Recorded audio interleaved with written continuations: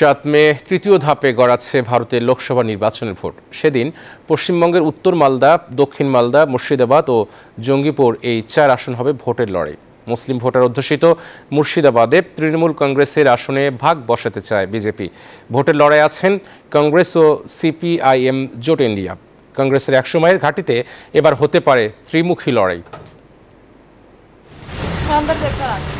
লোকসভা নির্বাচনে তৃতীয় ধাপে পশ্চিমবঙ্গের 42টি আসনের মধ্যে 4টিতে হবে ভোট গ্রহণ। উত্তর মালদা, দক্ষিণ মালদা, মুর্শিদাবাদ ও জঙ্গিপুর এই 4 আসনকে কংগ্রেসের ঘাঁটি হিসেবে ধরা হলেও এখন এসব আসনে কংগ্রেসের প্রভাব অনেকটা কম। এবার কংগ্রেসের ঘাঁটিতে লড়াই হচ্ছে ত্রিমুখী।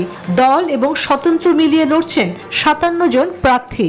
লড়াই হবে 3 দল ও জোটের। সম্ভাবনা আছে। লাস্ট টাইম আমরা যখন টি-20 ওয়ার্ল্ড কাপ খেলেছি, আমার কাছে মনে হয় আমরা মোটামুটি একটা পারফরমেন্স